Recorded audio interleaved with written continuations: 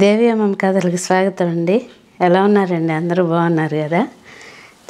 కథలు ఏం చెప్పాలి ఎలాగా అని చెప్పి చాలామంది ఆలోచించి కొంచెం అందరికీ నచ్చేటట్లు ఉండాలి, అందరూ సరదాగా ఉండాలి, కొంచెం సాహిత్యపు విలువలు ఉండాలి, హద్దులు దాటకూడదు. అందుకనే ఇంత చాలా టైం తీసుకున్నానండి నేను. చివరికి ఒకరు నాకు చాలా ఇష్టమైన వారు ఒకరు సజెస్ట్ చేశారు కూడా. అంటే భానుమతి అత్తగారి కథలు ఇవి చెప్పచ్చు కదా, చెప్పండి అని. నాకు కూడా చాలా అనిపించిందండి. ఈ అత్తగారి కథలు ఆంధ్రప్రదేశ్ సాహిత్య అకాడమీ బహుమతి పొందిందనమాట. ఎప్పుడో 60స్లో ఇది ప్రింట్ అయింది. 66లో నా మ్యారేజ్ జరిగినప్పుడు ఇది నాకు బహుమతిగా ఇచ్చారు. అంటే ఈ పుస్తకం కాదండి, అది ఎప్పుడెప్పుడు ఇది ఎన్ని ముద్రణలు పొందో ఎంతమందో, మరి ఈ జనరేషన్ వాళ్ళకి ఎంతమందికి తెలుసో నాకు తెలియదు, కానీ ఇది ఎప్పటికీ ఎవర్ గ్రీన్ అనమాట. పద్మశ్రీ డాక్టర్ భానుమతి రామకృష్ణ గారు, మనకు తెలుసు ఆవిడ మంచి గాయని, ప్రొడ్యూసరు, యాక్టరు, డైరెక్టరు, రచయిత్రి, అన్ని రంగాల్లోనూ ఆమెకు అంత ప్రవేశం ఉంది. ఆమె మంచి వ్యక్తిత్వం కలిగినటువంటి ఇది కూడా. ఇలాంటి వారు చదివితే కానీ మనకి వింటే కానీ బాగుంటుంది నాకు అనిపించింది అనమాట. సో ఇది మీకు నేను ఈ కథలు చెప్పి వినిపిస్తాను. ఒకవేళ ఏదన్నా చిన్న చిన్న పొరపాట్లు ఉంటే ఎక్స్క్యూజ్ చేయండి. తర్వాత వచ్చి నాకు టెక్నికల్గా అంత స్క్రోల్ చేయటం అది అంత ఇంకా నేర్చుకుంటున్నాను ప్రాసెస్లోనే. అందుకని నాకు తెలిసిన విధానాల్లో కొంచెం సౌకర్యంగా ఉండేట్టు ఎడిట్ చేశాను. ఇది మీరు తప్పకుండా వినండి, మీ అభిప్రాయాలని తెలియజేస్తే ఫర్దర్గా ఇంకా ఏమైనా సజెషన్స్ ఉంటే చెప్పండి, చేయడానికి ప్రయత్నం చేస్తాను. ఈ బుక్లో మొదటి కథ అత్తగారు ఆవకాయ. ఇది ఈరోజు కథ. మరి వరుసని కథలన్నీ ఇందులో అన్నీ అయిపోయిన దాకా చెప్తాను, ఓకేనా? వినండి. సాధారణంగా మద్రాసులో ఉండే తెలుగు జనాభాకు ఆవకాయ తినే ప్రాప్తం కలగటం అదృష్టంలో ఓ భాగం అని చెప్పాల్సిందే. విజయవాడ దగ్గర నుంచి విశాఖపట్నం వరకు ఉండే ఊళ్ళలో బంధువులు తెలిసిన వాళ్ళలో ఉండి ఆవకాయ జాడీలు మద్రాసుకు రవాణా చేస్తే తప్ప బంధువులు తెలిసిన వాళ్ళు కనీసం ఆవకాయ సప్లై చేసే రకం బంధువులు ఇద్దరూ లేని తెలుగు వాళ్ళు మద్రాసులో కాసే మామిడికాయలు తినాల్సిందే కానీ ఆవకాయ తినే అవకాశమే లేదు. ఆవకాయ పెట్టడం తెలిసిన బామ్మగారులే ఉండే కుటుంబాలకు బాధే లేదు. నూజివీడు రసాల కాయలు, సామర్లకోట పప్పు నూనె తెప్పించలేకపోయినా మద్రాసు మామిడికాయలతోనైనా ఘుమఘుమలాడే ఆవకాయ పెట్టగలరు. ఎటొచ్చి తింటం తెలిసి ఆవకాయ పెట్టడం తెలియని మాబోటి వాళ్ళకే అవస్థ. పోయిన సంవత్సరం వరకు తెలిసిన వాళ్ళు బెజవాడ ప్రాంతాల నుంచి ప్రతి ఏటా ఆవకాయ పంపుతుండేవాళ్ళు 2-3 జాడీల్లో. ఈ సంవత్సరం వారింట్లో 3 పెళ్ళిళ్ళు జరగటం వల్ల మాకు ఆవకాయ పంపే వ్యవధి వారికి లేకుండా పోయింది. ఇన్నాళ్ళలో ఆవకాయ గురించి ఆలోచించని నాకు ఇంట్లో ఆవకాయ లేదు, ఈ సంవత్సరం రాదు అని తెలియగానే గుండె గతుక్కుమంది. కొన్ని వస్తువులు ఉన్నప్పుడు కంటే లేనప్పుడు ఎక్కువ అగ్రస్థానం వహిస్తాయి మనుషుల మనసుల్లో. అలాగే ఆవకాయ ప్రతి ఏటా వస్తున్నప్పుడు మా వంట చేసే అయ్యరు అన్నం వడ్డించిన వెంటనే ఆవహా ఓరహా వేణుమా అంటే మేము వేండబ్బా ఎప్పుడు ఆవకాయ నా దరిద్రం అన్న రోజు కూడా ఉన్నాయి.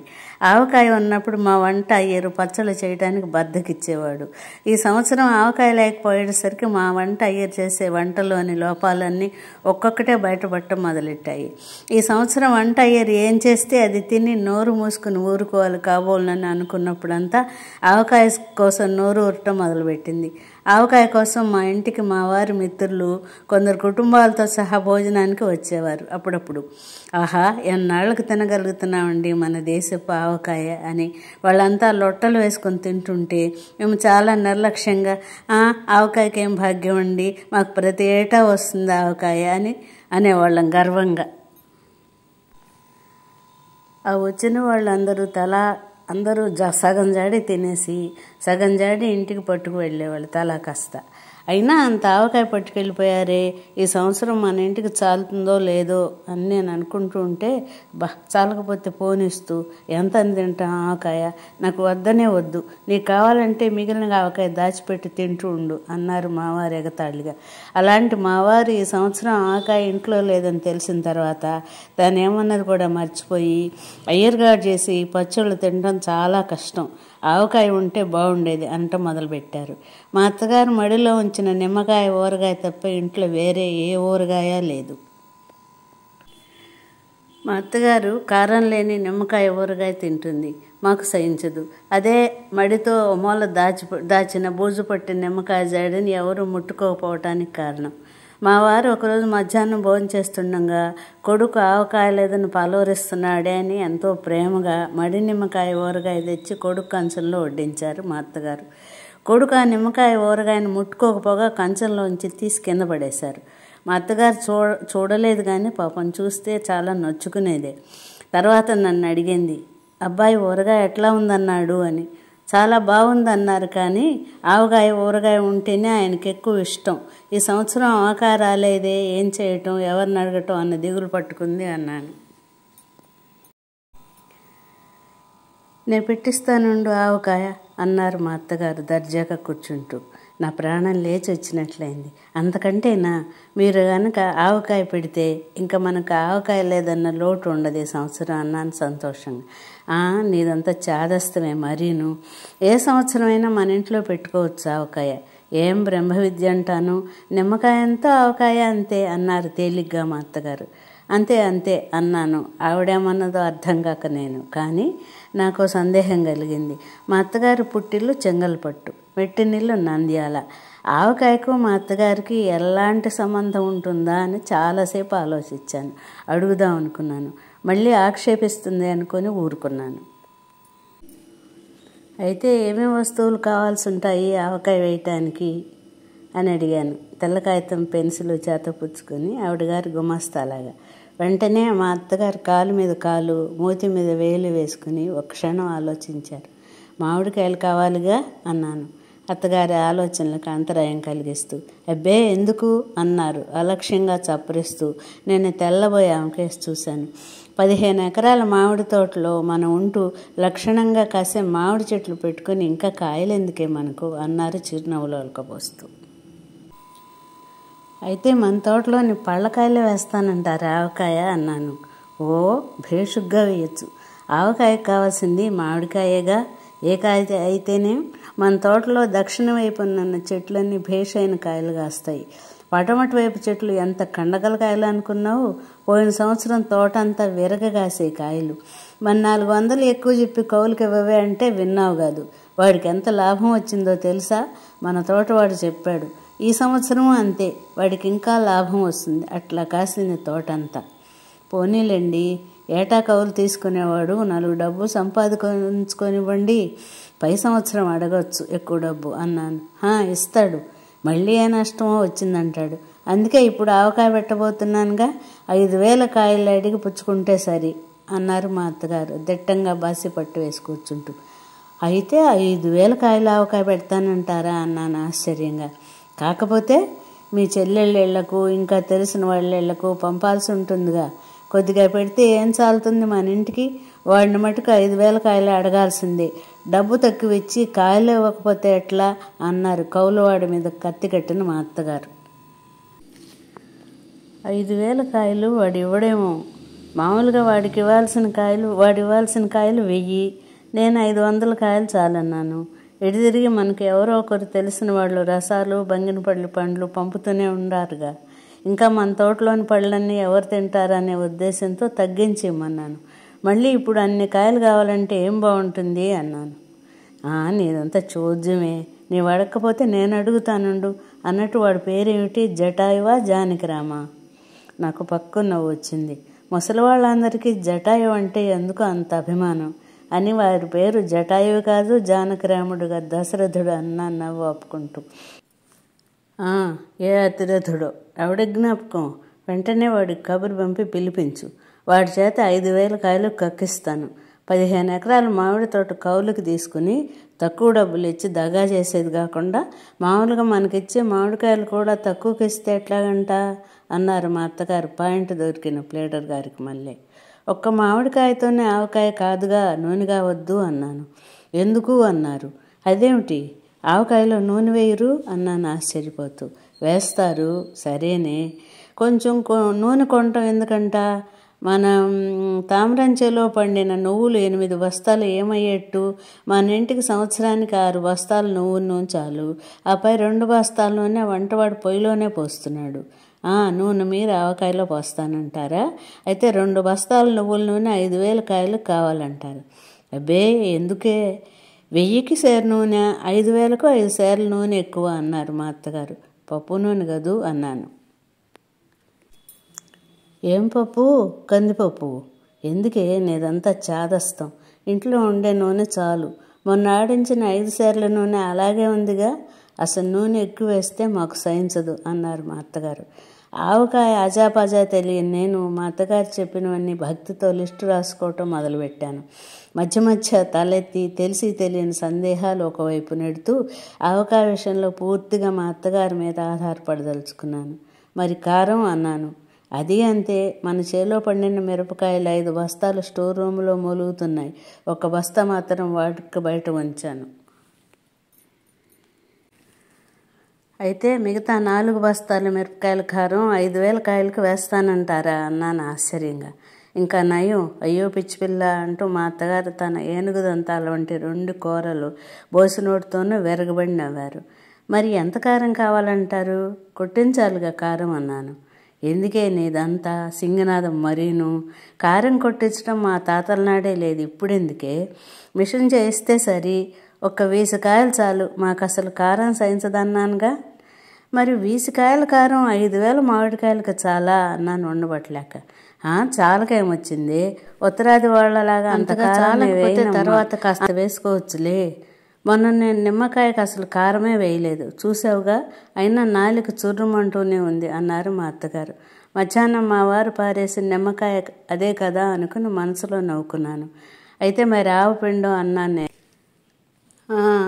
ఆవాలు మాత్రం కొద్దిగా కొనాలి, మిగతా అన్నీ మన ఇంట్లోనే ఉన్నాయి. ఉప్పు, పసుపు, మెంతి, గింతిని. ఆవపిండి మనకి ఎంత ఇస్తే అంతే వేసుకోవచ్చు. 5,000 కాయలకు 1 సేరు ఆవపిండి చాలని నా అభిప్రాయం. ఎక్కువైతే వేడిం చేస్తుంది. నన్ను అడిగితే ఉప్పు ఎంతో కారం అంత, కారం ఎంత ఆవపిండి ఎంత, అవన్నీ ఎంతో నూనె ఎంత, నిమ్మకాయ ఎంతో ఆవకాయ ఎంత అని ముగించారు మా అత్తగారు. ఆవిడ చెప్పినవన్నీ శ్రద్ధగా రాసుకున్నాను కాగితం మీద. అన్నట్టు కౌలువాడి పేరేమిటో మర్చిపోయాను, వాడిని పిలిపించు, తక్షణం వాడితో మాట్లాడో పోట్లాడో, 5,000 కాయలు తీసుకున్నదాకా నిద్ర పట్టదు నాకు అంటూ లేచి గోల్కొండ వ్యాపారులు గోచి సరిచేసుకుంటూ వంటింటి వైపు వెళ్ళారు మా అత్తగారు. నేను అత్తగారి ఆజ్ఞానుసారం మామిడి తోట కౌలుకు తీసుకున్న దశరథుడికి కబురు పెట్టాను. దశరథుడు చేతులు కట్టుకుని వినయంగా వచ్చి మా అత్తగారు ముందు నిలబడ్డాడు. నేనుంటే మరీ ఏడ్చిపోతాడని పులి ముందు మేకపిల్లను వదిలిపెట్టినట్టు మా అత్తగారి ముందు దశరథుడిని వదిలి నేను వెళ్ళి వంటింటి ముందున్న వడ్ల బస్తాల మీద కూర్చున్నాను. మా అత్తగారు హైకోర్టులో వాదించే లాయర్లకు మళ్ళీ దశరథుడితో వాదిస్తోంది. వాడి కాలికేసి మెడకేసి చివరికి 5,000 కాయలు ఇవ్వకపోతే మామిడి తోట విడిచిపెట్టిపోమన్నారామె. ఇచ్చిన అడ్వాన్స్ డబ్బును కావాలంటే తిరిగి ఇచ్చేస్తానని కూడా దబాయించింది. దాంతో నిజంగానే దశరథుడు భయపడిపోయాడు. అయితే అమ్మగారు, 5,000 పండ్లయితే నేను ఇస్తాను, అప్పుడప్పుడు కాయలేం చేసుకుంటారు తల్లి అన్నాడు భయపడుతున్న దశరథుడు. ఆవకాయ వేస్తానురా, ఆవకాయ. అయినా ఏం చేస్తానో నీతో చెబితేనే ఇస్తావా కాయలు అని గద్దించి అడిగారు మా అత్తగారు. అది కాదండి అమ్మగారు, 5,000 పండ్లు వేస్తారా, కాయలుగా కావాలా అని అడిగానండి. ఇప్పటికే బాగా ముదిరి పండవారిపోయాయి కాయలన్నీ అన్నాడు దశరథుడు. ఆ మాట విన్న నా గుండె గతుక్కుమంది. మా అత్తగారు పండావకాయ పెట్టబోతున్నారేమోనని. ఆ ముదిరి పండవారిన కాయలు పిల్లలు తింటారు, కానీ నువ్వు మాత్రం 5,000 కాయలకు 1 తక్కువ ఇచ్చినా తీసుకోను, జాగ్రత్త అని మా అత్తగారు దశరథుడిని పంపేశారు. మామూలు కంటే జోరుగా నడుస్తూ వచ్చారు మా అత్తగారు వంటింట్లోకి. ఏమన్నాడు అన్నాను ఏమీ విననట్లు. ఏమంటాడు, కుక్కిన పేలల్లే దక్కిస్తూ ఇస్తాడు 5,000 కాయలను, లేకపోతే తోట విడిచిపోమన్నాను. వచ్చే డబ్బు కూడా ఇలాగే దబాయించి తీసుకోవాలి, కానీ వాడు ఎంతంటే అంతకు నిక్షేపం లాంటి మామిడి తోట వదులుతాటే అన్నారు సింహలగ్నంలో పుట్టిన మా అత్తగారు. నేను గుడ్లప్పు చెప్పి ఆ కేసు చూస్తూ ఉండిపోయాం. మన్నాడు తెల్లవారుజామున మా అత్తగారు హడావుడిగా ఇంటి పిల్లిపాదిని నిద్రలేపారు. వంట చేసే అయ్యరు పక్కింటి నుంచి 2 కత్తులు, ఎదురింటి నుంచి 2 కత్తిపేటలు తెచ్చాడు. ఇంట్లో మూలపారేసిన ముద్దు కత్తులు, తుప్పుపట్టిన కత్తిపేటలు తీసుకొని రణరంగానికి బయలుదేరినట్టు పనివాళ్ళు, నేను, మా అత్తగారు వంటింటి ముందు వసారాలో చేరాం. 5,000 కాయలు పెరటి వైపు వరండాలో రాసిపోసి ఉన్నాయి. మా అత్తగారు ఆ రాశిని చూస్తూనే, చాలా కాయలు వచ్చాయి, మనం 5,000గా అడిగింది, వెధవ భయపడి 10,000 కాయలు కక్కినట్టున్నాడే అన్నారు. వాడు ప్రస్తుతం కక్కింది 5,000 కాయలే అన్నాను నవ్వు ఆపుకుంటూ. మా అత్తగారి మొహం వెలవెలా పోయింది. మొదటి రోజు 200 కాయలు, రెండో రోజు 300 కాయలు తెగేసరికి 2 కత్తులు విరిగిపోయాయి. ఒక కత్తి పూర్తిగా 2 తొనకలైంది. 2 కత్తిపేటలు వంగిపోయాయి. మిగతా 4,500 కాయలు పండ్లైపోయాయి. 3వ నాటికి మా అత్తగారి ముఖం నల్లబడింది.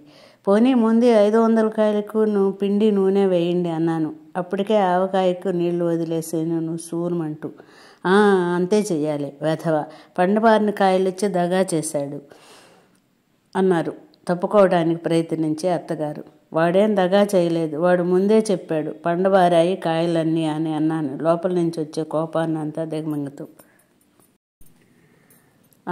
అదేలే, అయితే మంది ఒక్కరికి ఉప్పు కారం పిండి పట్టిస్తాను అన్నారు మాట మారుస్తూ అత్తగారు. మీ ఇష్టం, అలాగే కానివ్వండి అన్నాను నీరసంగా. 500 కాయల మొక్కలే ఒక పెద్ద గంగాళ నిండా ఉన్నాయి. ఇంటిలో ఉన్న చిన్న జాడీలు 4 తెచ్చి మా అత్తగారి ముందు పెట్టాను. పిండి నూనె కలపకుండానే మొక్కలన్నీ 4 జాడీలకు పట్టించటం మొదలుపెట్టారు. ఇంకా సగం మొక్కలు మిగిలిపోయాయి. 4 జాడీలు నిండిపోయాయి. మా అత్తగారు గుడ్లు తేలేశారు. నేను వెంటనే 4 జాడీలు టౌన్ నుంచి తెప్పించి ఆవిడ ముందుంచాను. మిగతా మొక్కలన్నీ కొత్తగా వచ్చిన 4 జాడీలకి సరిపోయాయి. 500 కాయలకే 8 జాడీలు అయితే 5,000 కాయలకి ఎన్ని జాడీలు కావలసి వచ్చేవో తలుచుకుని హడిలిపోయాను. 8 జాడీల్లోనూ గుప్పెడు ఉప్పు, కారం, ఆవుపిండి వేసి ఒక్కో జాడీకి 2 గరిటెలు నూనె పోసి మూతపెట్టి కృష్ణ అంటూ లేచారు మా అత్తగారు. ఆవకాయ పెట్టడం అయిపోయిందా అన్నాను. ఒక వారం రోజులు ఆ జాడీల వైపు వెళ్లకుండా ఉంటే సరి అన్నారు మా అత్తగారు చేయగడుక్కుంటూ. ఆవకాయ వేయటం ఇంత సులభం అని తెలిస్తే నేనే వేసి ఉండేదాన్ని అనుకున్నాను మనసులో. వారం రోజుల తర్వాత మా ఇంట్లో మా అత్తగారు ఆవకాయ వేశారు కాబట్టి భోజనానికి రావాల్సిందంటూ మా చెల్లెళ్లకు తెలిసిన వాళ్లకు కబురు పంపాను. ఆవకాయ కోసం ముఖం వచ్చిన మా చెల్లెళ్ళు, మరుదులు అందరూ పిల్లా జల్లాతో సహా వచ్చేశారు. అంతా భోజనాన్ని కూర్చున్నారు. మా అత్తగారు వంటింట్లో హడావిడి పడుతున్నారు. ఆవకాయ కోసం నేను వెళ్ళేసరికి ఏముంది, మూతలు తీసి చూస్తే ఆవకాయ లేదు, మామిడి పళ్ళ మొక్కలు ఉన్నాయి బూజు పట్టి. అత్తగారి మొహాన కత్తివాటుకు నెత్తురు చుక్కలేదు. ఇదండి అత్తగారు ఆవకాయ.